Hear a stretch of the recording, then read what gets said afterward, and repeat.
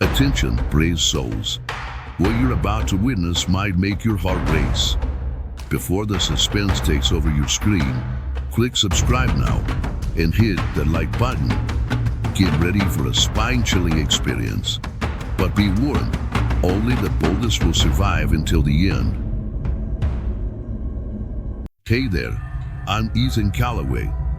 I'm a 34-year-old park ranger stationed in the Pacific Northwest, where the trees stretch so high you forget the sky exists, and the fog rolls in like a living thing. I've been doing this job for over a decade now, and I thought I'd seen everything this forest could throw at me, until that night. That cursed night. Maybe this is my way of warning people, or maybe I just need to get it off my chest. Either way, here's what happened. The radio crackled to life just as I was pouring a late-night cup of coffee. Ethan, we've got a report of 2 hikers missing. Last seen near the hollow path. I froze, the mug halfway to my lips. The hollow path. Of all the places they could have gone, why did it have to be there? That trail had been officially closed for years, ever since the Park Service gave up trying to explain the strange accidents. Seriously? The hollow path? Tell me this is a bad joke, I muttered, grabbing my flashlight and gear. No, Joe, came the dispatcher's reply. Locals reported hearing screams from the area. You sure you want to handle this alone? I didn't answer right away. It wasn't like I believed in the stories. Ghosts, curses, ancient spirits. I wasn't superstitious. Still, there was something about that trail that made the hair on the back of my neck stand on end. But leading hikers out there wasn't an option, no matter where they'd wandered off to. I'll check it out, I said, clicking off the radio before they could argue. The entrance to the hollow path was unmarked, overgrown, and shrouded in mist. The forest seemed darker here, the usual sounds of crickets and rustling leaves replaced by an eerie silence. I stepped onto the trail, and it felt like crossing a threshold into another world. My flashlight beam sliced through the darkness, illuminating gnarled tree roots and damp earth. The air was heavy, almost suffocating, and the deeper I went, the stranger things became. The fog didn't just hang low. It clung to the ground in swirling patterns, like it had a mind of its own. After about 20 minutes, I found the first sign of the hikers. A backpack, half buried in the mud, its contents scattered. Clothes, a water bottle, a mat. All left behind like someone had run off in a hurry. Calon? I called out, my voice echoing in the emptiness. Anyone out here? Silence. I knelt by the backpack, shining my light on it. There were claw marks on the fabric, not the kind a bear or mountain lion would leave. These were too precise, too deliberate, like something had been toying with it. The radio on my shoulder crackled again, but the sound was warped, distorted. The end. I froze. It wasn't the dispatcher's voice. It sounded garbled, almost human, but not quite. Who is this? I said, gripping the radio tighter. No answer. Just static. I kept moving, telling myself the fog was playing tricks on my mind. But the forest was changing. The trees seemed to lean closer together, their twisted branches forming jagged shades in the gloom. And then there were the carvings. Symbols etched into the bark, circles, lines, shapes I didn't recognize. They weren't fresh, but they hadn't faded with age either. They radiated something wrong. The further I went, the more I felt it. That feeling of being watched. At first, I thought it was paranoia, but then I heard it, a faint rustling behind me. I whipped around, my flashlight beam cutting through the fog. Nothing, just trees and mist. But the sound came again, closer this time. Who's there? I demanded, my voice sharper than I intended. Still nothing, but I wasn't alone. I knew that much. The deeper I went, the more the trail seemed to dissolve. The path became indistinct, twisting in ways that didn't make sense. I'd been patrolling these woods for years, but now I couldn't tell left from right. My compass spun wildly, useless in the oppressive atmosphere. And then I heard it. A faint voice, far off but unmistakable. "Help me!" It was a woman's voice, trembling, desperate. One of the hikers? I ran toward the sound, my boots crunching on the damp ground. But the closer I got, the more the voice seemed to shift, echoing from different directions. The forest was toying with me, leading me in circles. "Help, please!" Finally, I stopped. My breathing was ragged, my flashlight flickering. I turned in a slow circle, trying to pinpoint the source of the voice. And that's when I saw them, two glowing orbs in the darkness, hovering just above the ground. Eyes, watching me. I raised my flashlight, and the beam caught something. A figure, humanoid but impossibly thin, its limbs too long, its head caught at an unnatural angle. It didn't move. It just stared. I stumbled back, my heart pounding in my ears. The radio crackled again, but this time it wasn't static. "Leave!" It wasn't a suggestion. It was a command. I turned and ran, my flashlight barely keeping up with my panicked steps. The forest seemed to close in around me, branches snagging at my clothes, roots rising to trip me. The air grew colder, heavier, until it felt like I was wading through water. When I finally burst out of the hollow path, I collapsed to my knees, gasping for breath. The forest behind me was silent again, as if nothing had happened. But I knew better. Something was out there, and it wasn't done with me yet. That was the first night I truly understood why the hollow path is forbidden, and why the locals never speak of it. But this is only the beginning. The forest swallowed me whole. The deeper I ventured into the hollow path, the less it resembled the familiar trails I patrolled for years. The trees here were taller, their trunks gnarled like the twisted fingers of some ancient, unseen hand. The air was dim, thick enough to choke on, and every step I took was muffled by the sodden ground, as if the earth itself wanted to silence my intrusion. The first signs of the hikers weren't encouraging. A backpack, half buried in the mud, its contents scattered like the remnants of a struggle. Nearby, a flashlight lay cracked, its faint beam still flickering. I crouched to examine the area, but the moment I touched the flashlight, a chill ran up my spine, not from the cold, but from something else. It was as though the forest was watching me, holding its breath. Then I heard it. "Ethan." A voice, faint and distant, carried on the stagnant air. My name. I froze, gripping my radio, but there was only static.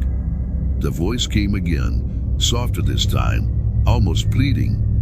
It sounded human, but something was wrong. It wasn't just the tone, it was the way it seemed to echo, not through the trees, but inside my head. Against every instinct screaming at me to turn back, I followed the sound. The trail twisted unnaturally, looping in ways that defied logic. I passed the same fallen log twice, then a third time, though I had sworn I was moving in a straight line. The markings on the trees became more distinct, deep gouges forming strange, almost deliberate patterns. They didn't look like the work of animals or weather. I don't know how long I wandered before I saw him. The hiker was slumped against a tree, his clothes torn, his face pale and hollowed out like he hadn't seen sunlight in weeks. His eyes darted around wildly, never settling on me, as though he was looking at something just beyond my shoulder. "You need to leave," he whispered, his voice barely audible. It's watching. Who's watching? I asked, but he didn't answer. His lips moved, forming words I couldn't hear, and then, without warning, he bolted into the forest. Wait! I shouted, chasing after him, but the forest had other plans. The ground seemed to shift beneath me, roots clawing at my boots, branches tearing at my jacket. Every time I thought I'd caught up to him, he vanished, swallowed by the trees.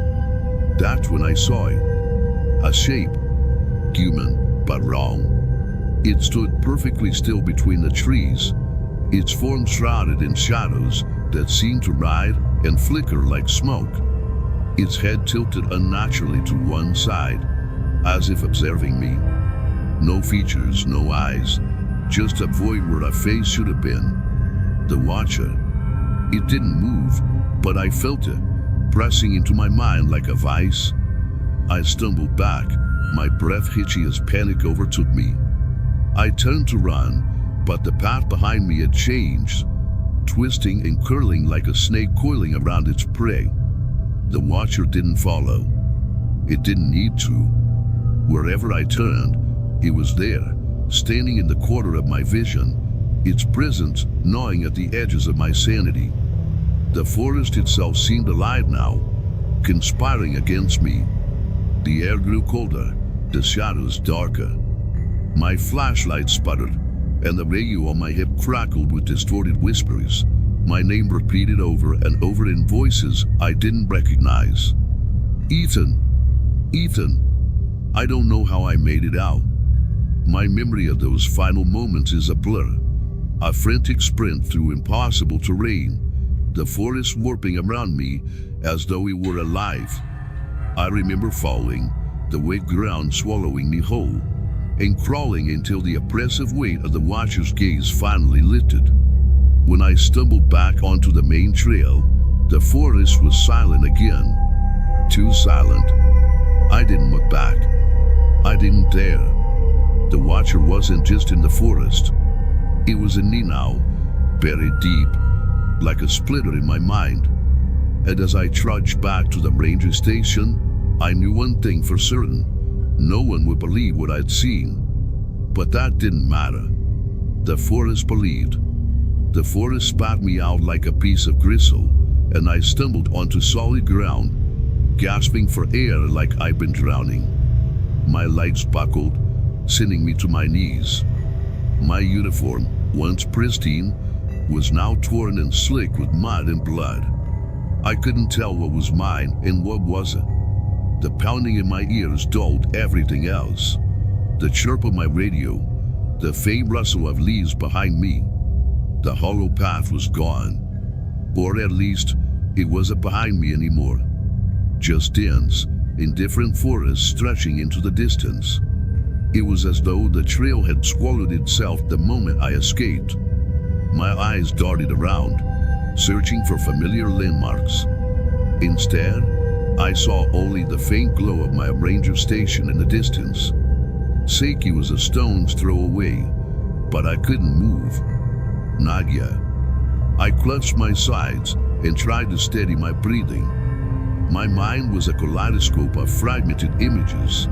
The symbols carved into the trees, the hiker's frantic eyes as he vanished into the shadows, and that thing, the Watcher. Its form flickered at the edges of my memory, refusing to come into focus, but its presence was burned into my bones. It hadn't chased me, at least not in the traditional sense. It didn't need to. The forest itself had turned against me, warping space, blurring time, making escape feel like an illusion. And maybe it was. The radio crackled at my hip, startling me. I fumbled with it, my fingers trembling. Ethan! Ethan, come in! It was Dana, my dispatcher. Her voice was sharp, panicked. Where the hell are you? We've been calling for hours. Hours? I glanced at my watch, its cracked face smeared with dirt. The hand spun lazily, as if mocking me. I tried to answer, but my throat was raw, my voice a rasp. Ethan, answer me. Dana's voice cut through the static, anchoring me back to reality, or what was left of it. I'm here, I croaked. I'm out. I'm back. There was a pause, a long, heavy silence on the other end. Jesus, Ethan, she breathed. You were gone all night. We fought. Her words trailed off, but I knew what she meant. They thought I'd become just another name in the park's long list of missing. I found signs of them, I managed, though my voice was hollow. But not them. Not really. Dana didn't press for details, and I was grateful. I didn't have the words to explain what I'd seen, or what I felt. I forced myself to my feet, each step toward the station feeling heavier than the last. The glow of its lights should have been comforting, but it only served to highlight how far removed I felt from the world I knew. By the time I reached the door, my hands were shaking so violently I could barely grasp the handle. Inside, the fluorescent lights buzzed harshly, their artificial glow a jarring contrast to the oppressive darkness I'd just left. I sank into the chair at my desk, ignoring the blood and dirt I was smearing on the upholstery. My report sheet lay before me, pristine and accusing. What could I even write? That the forest had come alive, that shadows had chased me, that something inhuman had whispered my name. Instead, I wrote the facts. 2 hikers missing, trail signs disturbed, evidence inconclusive. It felt like a betrayal, both to them and to myself, but the truth wouldn't fit in these sterile boxes. As I leaned back, something fell from my pocket. A small, weathered notebook. It wasn't mine. I picked it up gingerly, flipping through its damp, yellowed pages. It belonged to one of the hikers, a journal. Most of the entries were mundane, describing their trek through the park, the thrill of adventure. But near the end, the tone changed. The carvings, they watch us. We shouldn't have come this far. I hear something at night. It doesn't sound like an animal. If we don't make it out, it's because of the lights. Don't follow the lights.